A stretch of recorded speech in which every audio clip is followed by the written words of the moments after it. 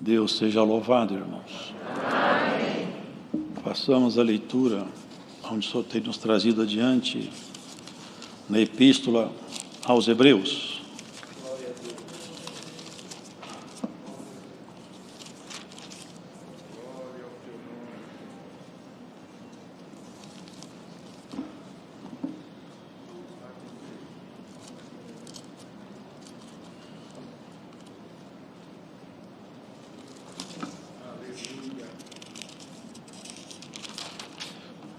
Capítulo 1.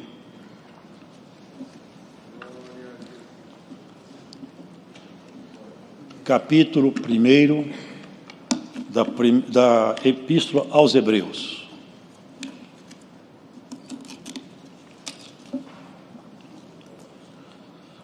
Havendo Deus antigamente falado muitas vezes e de muitas maneiras aos pais, pelos profetas, a nós nos falou nesses últimos dias pelo Filho, a quem constituiu o herdeiro de tudo e por quem também fez o mundo, o qual, sendo o resplendor da sua glória e a expressa imagem da sua pessoa, e sustentando todas as coisas pela palavra do seu poder, havendo feito por si mesmo a purificação de nossos pecados, assentou-se à destra da majestade nas alturas, feito tanto mais excelente do que os anjos, quanto herdou mais excelente nome do que eles.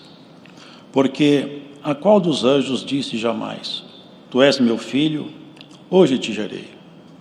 E outra vez: Eu lhe serei por pai, e ele me será por filho. E quando outra vez introduz no mundo o primogênito, diz: E todos os anjos de Deus o adorem. E quanto aos anjos, diz: O que de seus anjos faz ventos, e de seus ministros labaredas de fogo? Mas do Filho diz: Ó Deus, o teu trono subsiste pelos séculos dos séculos, cetro de equidade é o cetro do teu reino. Amaste a justiça e aborreceste a iniquidade. Por isso Deus, o teu Deus, te ungiu com óleo de alegria mais do que teus companheiros. E tu, Senhor, no princípio fundaste a terra, e os céus são obra de tuas mãos. Eles perecerão, mas tu permanecerás, e todos eles como roupa envelhecerão, e como manto os enrolarás, e como um vestido se mudarão, mas tu és o mesmo, e os teus anos não acabarão. E a qual dos anjos disse jamais: Assenta-te à minha destra, até que ponha os teus inimigos por escabelo de teus pés? Não são porventura todos eles espíritos ministradores, enviados para servir a favor daqueles que hão de herdar a salvação? Amém.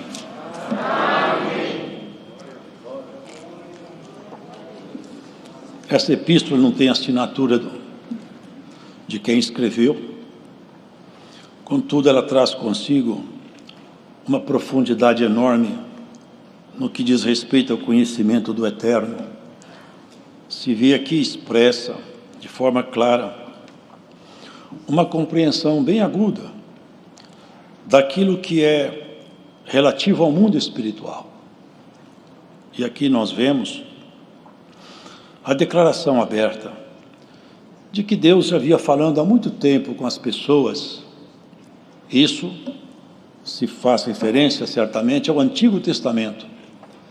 E Deus falava com as pessoas por intermédio de seus profetas, representantes da parte dele, para falar com o povo hebreu. Nesses últimos dias, aqui já faz referência ao tempo da graça, da vinda do Senhor em diante. Nos falou pelo seu Filho, o qual, sendo o resplendor da sua glória e a expressa imagem da sua pessoa. Os irmãos percebem a palavra que aqui está exposta? Jesus é a expressa imagem da pessoa de Deus, a expressa imagem. Então, irmãos, é diferente de Adão. Foi feita a imagem de Deus. Jesus não. Jesus é a própria materialização de Deus. É expressa imagem, é a própria materialização de Deus entre os homens. Porque os homens buscam mestres, gostam de buscar mestres para si mesmos. Mas vejam, nenhum dos mestres que os homens se inclinam perante eles, nenhum deles carrega consigo as credenciais proféticas, mesmo para aqueles que podem não conhecer Jesus na sua divindade. Mas sobre ele existem anúncios antigos de homens santos, tomados pelo Espírito de Deus, que anunciaram sobre essa colocação feita na Epístola aos Hebreus. Isaías disse assim,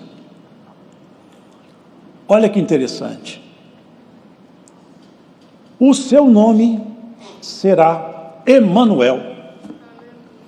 Emanuel não é o nome de registro de Jesus. Na frente, Isaías fala outra vez, o seu nome será maravilhoso, conselheiro, Deus forte, Pai da eternidade, príncipe de paz. Nenhum desses nomes é nome de registro. Percebem vocês que o profeta fazia reporte à natureza divina daquele que é chamado verdadeiro homem e verdadeiro Deus? Anunciava clara e evidentemente que um dia Deus ia tomar carne, ia tomar assento entre os homens. Para quê? Porque aí nós temos que entender, irmãos, na realidade, e aqueles que porventura assistem esse culto e não são domésticos na fé, meditem nisso aí.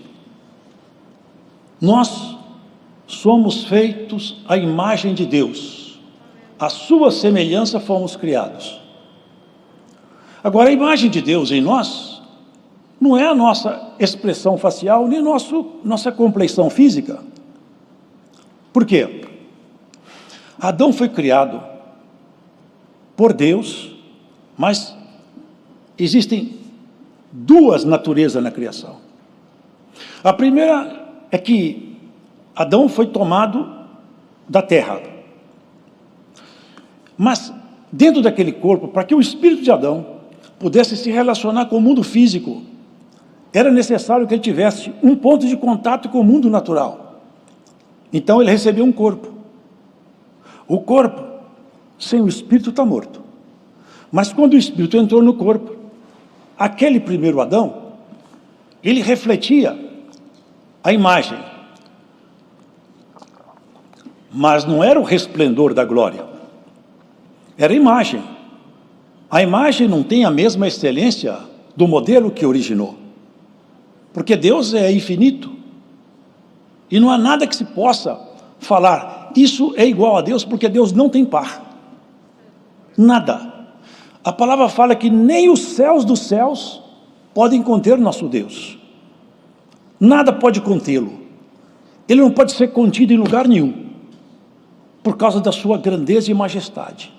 Exceto que ele, por um amor muito grande, se faz presente dentro do coração daquele que ele criou a sua imagem.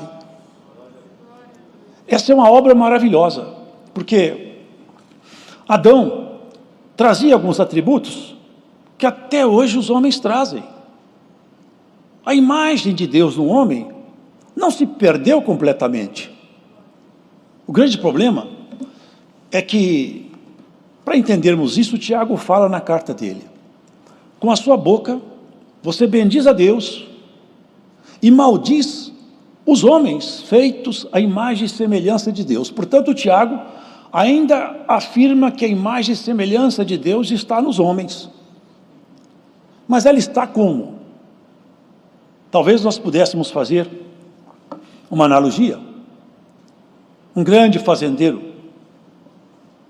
um proprietário poderoso, que tivesse um filho muito parecido com ele, fosse a sua imagem, e esse menino, semelhantemente à parábola do filho pródigo, ele saiu de casa e foi-se embora, e se perdeu na sua aventura. comia bolotas de porco, que na verdade são uma espécie de vagem de sabor grosseiro, que os porcos comiam. Ele, como não tinha mais onde buscar comida, disputava a comida dos porcos. Devia estar barbudo, devia estar cabeludo, os cabelos desgrenhados, as unhas sujas, a sua veste toda suja, o seu rosto desfigurado pelo sofrimento. Quem olhasse naquele moço não falava: é filho do fazendeiro que eu conheço, porque a imagem, a feição estava escondida atrás de uma máscara de sofrimento.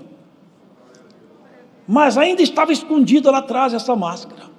Atrás da máscara tinha ainda alguém que se parecia com o seu pai. Mas não dava para reconhecer mais. É isso que aconteceu com os homens. Alguns atributos dos homens persistem. Por exemplo, a inteligência.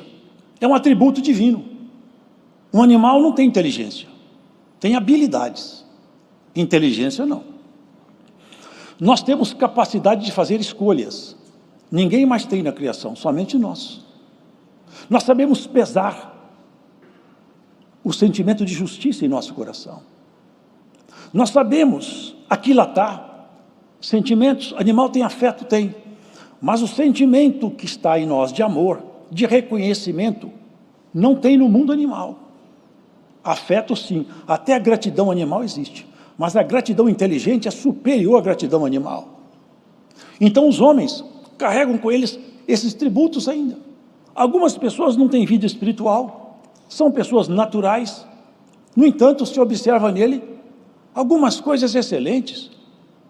Porque Paulo falou: quando os gentios praticam as obras da lei, não tendo eles lei, para si mesmos são lei, e confessam a lei gravada em seus corações, quer acusando-os, quer defendendo-os. Ó, irmão, se tem gente aí fora que guarda alguma coisa de Deus nele, nós temos que guardar muito mais do que eles. Nós temos que sair para a disputa para ser cada vez mais representante legítimo de uma imagem restaurada. Quando aquele menino voltou, ele já voltou desiludido com a sua própria história, porque ele tentou construir sua história fora do pai. E quem constrói a história fora do pai, desconstrói. Fora de Deus não há história a ser construída. Fora de Deus não há trabalho que possa durar. Fora de Deus não há nada que vale a pena. Sem Deus tudo está perdido. Sem Deus a sua história acabou. Você é um miserável, cego, desgraçado e nu. Mas se Deus te amparar nos braços, você é a pessoa feliz, reencontrada.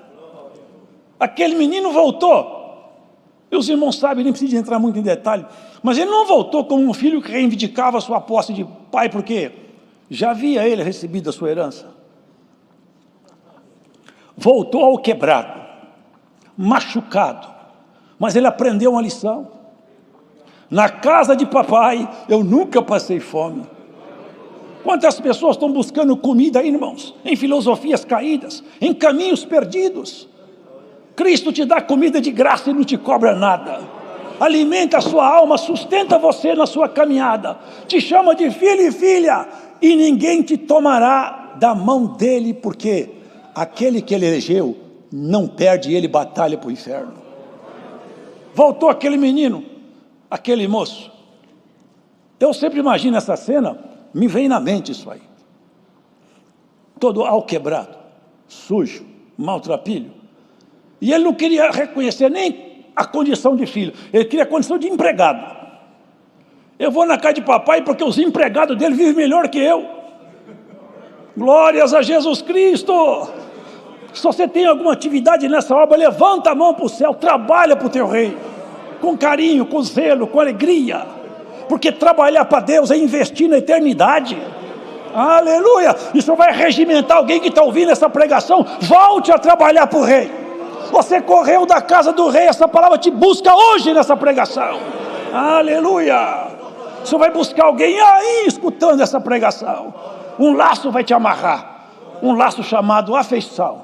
Uma corda vai te prender, chamada amor. Volta-te para mim, que eu me voltarei para ti, te diz o teu Senhor. Aquele menino caminhava, irmãos, e pensando: vou pedir emprego para papai. Basta de sofrer, estou cansado de chorar. Estou cansado de passar fome e vergonha. Eles falaram, seu menino está voltando. Está voltando, meu filho? Meu filho é. O menino falava, papai, eu quero ser um empregado, me aceita como empregado na sua fazenda. O papai falava, eu quero meu filho de volta. Estou com saudade do meu filho. Aleluia. Ô irmão, oxalá que essa palavra traga alguns filhos de volta para a casa paterna. Hoje, nessa pregação, eu sinto o Espírito de Deus me visitar, irmão. Aleluia. Ó filho, volta para a casa do seu pai. Tem um chamado hoje aqui nessa pregação, irmãos. O pai chegou. Olha como nós somos, irmãos. Olha como nós somos. Olha como é a nossa natureza. O irmão dele viu que o irmão chegava e o pai preparou uma festa tão grande e matou um bezerro cevado e fez tocar aqueles sons de alegria, mandou tocar música lá na fazenda, falou, meu filho estava perdido e voltou, ele morreu, mas agora ele voltou a viver. É isso que aconteceu conosco, com a humanidade, irmão. Todos perdidos, e Jesus veio estampar em nós a imagem que estava ofuscada, desgrenhados cabelos, barbudos, sujos, cheirando mal com as unhas pretas, as vestes rasgadas. É isso que ele fez. O resplendor dele, projetado em nós, restaura nossas vestes. O filho não quis entrar na festa. Eu não vou na festa. Por quê? Porque esse seu filho aí foi para o mundo e se perdeu, o senhor faz essa festa toda. E eu sou sincero e fiel, o senhor nunca matou nem um cabrito por minha causa. Mas meu filho, você é meu filho, tudo que é meu é seu. Você não entende? Irmãos, todos que estão aqui na fé, nós herdaremos a glória. O senhor falou assim, olha a oração do senhor. Pai, eu quero que eles sejam um comigo, como eu sou um contigo. Tudo que é meu é seu. Vocês entendem essa questão? Nós fomos feitos herdeiros de toda a glória de Deus. Não é uma pequena herança. A glória de Deus passou a ser da igreja. Cristo, com o Novo Testamento, ele marcou nos cartórios, nos tribunais eternos, um direito irrevogável de herança. Por isso que aqui na terra, às vezes te falta uma coisa, falta outra, e tem muitos que estão aí para o mundo, volta falando em língua, tendo uma virtude tão grande. Eu estou aqui todo o tempo, não tenho, ele chegou agora, está cheio de virtude. É o filho que voltou para a casa do pai. O pai está contente, o pai está chorando de alegria, e você não quer entrar na festa. Aleluia. Meu filho, o menino preparou o discurso. Papai, me dá um emprego, isso que ele ia falar. Filho, pulou no pescoço dele, beijou, abraçou ele, chorava. Volta para casa, meu filho, desde que você saiu daqui eu estou com saudade. A imagem restaurada, irmãos. O resplendor de Cristo é isso. Ele está restaurando a humanidade. Nós temos que aprender esse caminho da reconciliação. Porque, irmãos, aqui nessa carta, sustenta todas as coisas pela força do seu poder. Estava escrito assim, os que habitavam na sombra e vale da morte, na escuridão das trevas, viram uma grande luz raiar. Que luz é essa que raiou aqui? E muitos não viram, mas teve quem viu. Essa luz raiou, tinha uns homens lá no campo, uns homens simples, tomador de conta de ovelhas, viram as estrelas, uma voz, tem alegria no céu e paz na terra, aleluia, nasceu o Salvador do mundo. Irmão, rei Herodes, toda a culpa de Roma, o poder do Império Romano, todos eles não escutaram nada, mas lá no campus, uns homens simples escutaram, porque essa graça não passa pelo crivo das autoridades humanas, passa pela revelação no coração dos homens simples. Irmão, pegou lá uns homens lá no campo, foi atrás o resplendor da glória, estava ali, a luz que brilha,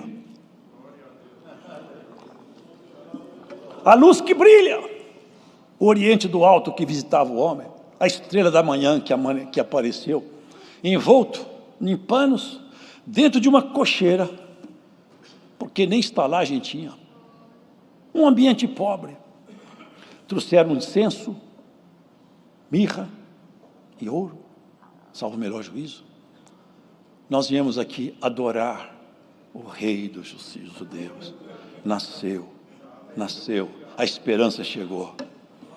Olha, querido, o tempo da vinda do Senhor foi um anúncio de boas novas. Mas olha, agora, breve tempo, não sabemos quando, vem o retorno dele. Vai ser muito melhor. Agora não vão ser os magos no campo, vai ser a igreja debaixo do sol. Aonde você estiver, por onde você estiver, você vai escutar o seu nome. E não é esse nome que sua mãe te deu no cartório, nem que seu pai registrou, não. É um nome lá em cima.